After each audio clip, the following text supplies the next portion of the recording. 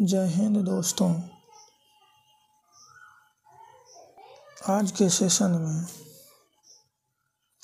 जीव विज्ञान से संबंधित फैक्ट्स तथ्य जो परीक्षा के उपयोगी से बहुत महत्वपूर्ण है उनका अध्ययन करेंगे।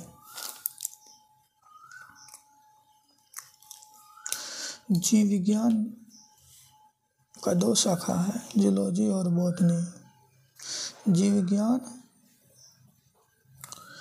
शब्द का प्रयोग सर्वप्रथम लैमार्क और ट्रेविरेनस ने 1802 ईस्वी में किया था। जंतुओं के अध्ययन को जंतु विज्ञान कहते हैं, अब वनस्पति के अध्ययन को वनस्पति विज्ञान कहते हैं। सभी जीवधारी का जो शरीर होता है एक कोशिकीय होता है या बहुकोशिकीय होता है। कोशिका की खोज 1665 ईस्वी में रॉबर्ट हुक ने किया था। कोशिका जीवन की सबसे छोटी और संरचनात्मक कार्यात्मक इकाई है। स्लाइडेन और स्वान ने कोशिकावाद प्रस्तुत किया था 1839 में।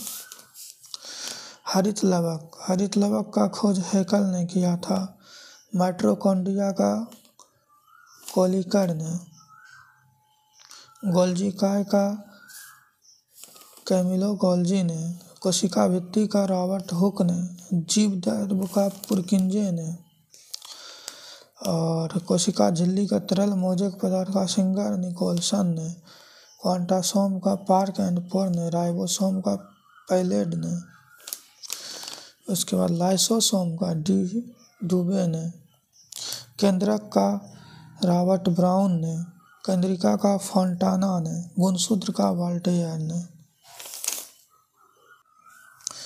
देखिए, अमीबा में 250 गुणसूत्र होता है, मटर में 14 गो, मक्का में 20 गो, मेढक में 26, चिंपैंजी 48 और गोरिल्ला 48, मानव में 46, घरेलू मक्खी में 12, बिल्ली में 38, गेहूं में 42, चूहा में 40, आलू में 48, घोड़ा में 64, कुत्ता में 78। पोषण दूसरा अध्याय है। पोषण दो तरह का होता है, स्वपोषण और परपोषण। स्वपोषण में युगलिना आता है, परपोषण में परजीवी सब, मृतोपजीवी, कीटाहारी पौधा। फिर भोजन के अवयव है कार्बोहाइड्रेट, वसा, प्रोटीन, विटामिन, खनिज लवण, जल और मोटा चारा। कार्बोहाइड्रेट का अनुपात होता है 1:2:1। इसमें कार्बन, हाइड्रोजन और ऑक्सीजन होता है। कार्बोहाइड्रेट का समान सूत्र है CnH2O और 1 ग्राम कार्बोहाइड्रेट ऑक्सीजन के ऑक्सीकरण से 17 किलो जूल ऊर्जा निकलता है और 4.1 किलो कैलोरी ऊर्जा किलो कैलोरी में। हमारे भोजन का कुल ऊर्जा 60 से 80% कार्बोहाइड्रेट से आता है। हमारे शरीर में 1% भाग मात्र कार्बोहाइड्रेट के प्रकार होता है। मोनोसेकेराइड जिसमें ग्लूकोज, फ्रुक्टोज, गैलेक्टोज होता है। डाइसेकेराइड जिसमें चीनी, सुक्रोज, माल्टोज, लैक्टोज दूध में होता है। पॉलीसेकेराइड में सेलुलोज स्टार्च, आलू स्टार्च के अंतर्गत आता है। फिर ग्लाइकोजन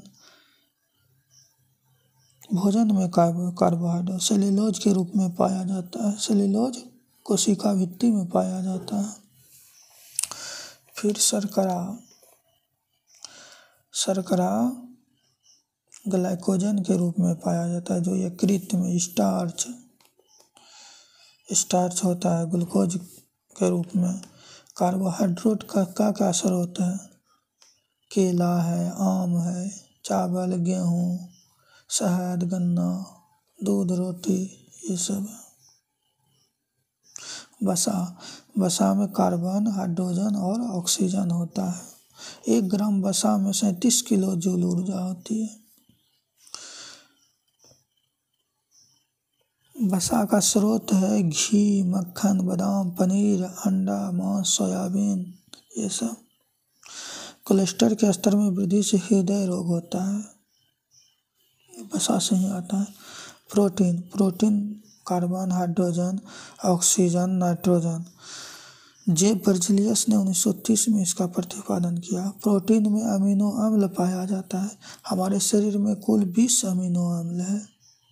कितना है? 20 आता है। प्रोटीन, प्रोटीन के मुख्य स्रोत है दाल, मछली, अंडा, पत्तीदार सब्जी, दूध, फल, सोयाबीन, मटर, सेम, पनीर, दही आदि। प्रोटीन की कमी से बच्चा में सूखा रोग हो जाता है, जिसको मेरेमस कहा जाता है, या क्वाशरकोर। विटामिन, विटामिन का आविष्कारक था, शब्द जो दिया था फंक ने। बहुत सारे का विटामिन होता है। बी और सी जल में घुल जाता है। अब वसा में घुलने वाला ए, डी, ई के। विटामिन ए का नाम है रेटिनॉल, बी1 का नाम है थायमिन, बी2 का राइबोफ्लेविन, बी3 का पेंटोथेनिक एसिड, बी5 का नियासिन या निकोटिन अम्ल, बी6 का पायरिडॉक्सिन, बी7 का बायोटिन, बी9 का फॉलिक अम्ल, बी12 का साइनोकोल्बिन, सी का एस्कॉर्बिक अम्ल, डी का कैल्सीफेरॉल, ई से टोकोफेरॉल और के से फिलोक्विनोन। ये सब रासायनिक नाम है। अब देखिए ए से कहाँ कहाँ से मिलता है। ए का स्रोत है यकृत, गुर्दा, फल किसका? मछली का, टमाटर, गाजर, मक्खन। ये से बीमारी कौन कौन हो जाता है? एक ही कमी से रतौंधी, जीरोफ्लेथमिया, त्वचा रोग। बी थायमिन, मांस, दूध, सोयाबीन, मुर्गा, अंकुरित चना, ये स्रोत है बी को मिलने का। इसके भूख और वजन घटना, ये सब बीमारी हो जाता है। बेरी रोग होता है मुख्य रूप से, थकान का महसूस होना। बी2 से ये सोयाबीन, दूध, हरी तरकारी, मुर्गा ये सब में मिलता है। इससे क्या होता है? वृद्धि रुक जाता है। अगर ये नहीं मिलेगा बुढ़ापा जल्दी आ जाएगा। बी3 जिगर, गुर्दा, दूध, अंडे ये सब से प्राप्त होता है। पेशियों में लकवा हो जाता है इसके कमी से। पैरों में सूजन महसूस होने लगता है। बी5 से ये होता है, ये स्रोत है और ये हो जाता है। फिर देखिए बी7 से ये स्रोत है, ये सब बीमारी होता है। बी9 से का स्रोत ये है, बीमारी एनीमिया जैसे रोग हो जाता है। बी12 से यकृत स्रोत है, रुधिर का कमी हो जाता है। बी12 इसमें होता है कोबाल्ट। एस्कॉर्बिक अम्ल, एस्कॉर्बिक अम्ल का स्रोत है नींबू, संतरा, नारंगी, टमाटर, पत्ती, तरकारियाँ। ऐसे क्या मसूरा फूल जाता है, कमी नहीं मिला तो कमज़ोर हो जाता है स्थिति। डी वृद्धि, ये सब स्रोत है। रिक्टस नामक रोग हो जाता है, दांत सड़ने लगता है। टोकोफेरॉल, पत्ती वाली तरकारियाँ, दूध, मक्खन, अंकुरित गेहूँ, वनस्पति तेल, ये जनन शक्ति कम होता है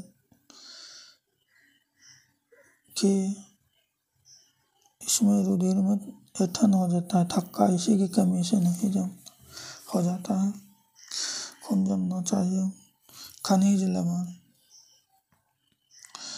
खनिज लवण 2 प्रकार के होते हैं। हमारे शरीर में लगभग 4% भाग खनिज लवण से बना हुआ है। खनिज लवण का स्रोत क्या है? धातु, अधातु। 2 तरह का होता है, बृहत पोषक और सूक्ष्म पोषक। बृहत में क्या आता है? Calcium, phosphorus, potassium, sulphur, sodium, chlorine, magnesium. और सूक्ष्म में आता है आयोडीन, आयरन, कोबाल्ट, फ्लोरीन, लोहा, मोल्डिबेडियम, ये सब आता है। अब देखिए तत्व से कौन कौन सा बीमारी होता है तत्व की कमी से। कैल्शियम से देखा जाए विभिन्न सारे तत्व का नाम दिया हुआ है। कैल्शियम, फास्फोरस, लोहा, मैग्नीशियम, गंधक, तांबा, जस्ता, cobalt, iodine, chlorine, sodium, potassium. ये सब आप लोग वीडियो को पॉज करके देख लीजिए। इसका स्रोत क्या है, इसका महत्व क्या है हमारे बॉडी में, इसके बिना कौन कौन सा रोग होता है। अब देखिए जल, यह एक अकार्बनिक पदार्थ है। मानव शरीर में 65 से 70% जल है। पसीना और वाष्पन शरीर का ताप नियंत्रित करता है। जल की कमी से निर्जलीकरण हो जाता है। फिर हमारे शरीर का भाग पाचन तंत्र होता है। भोजन कैसे कैसे पचता है। अब दूसरे पार्ट में शरीर की क्रिया विज्ञान, पाचन तंत्र, फिर उत्सर्जन तंत्र, ये सब के बारे में हम लोग पढ़ेंगे दूसरे पार्ट में। Thank you for watching video.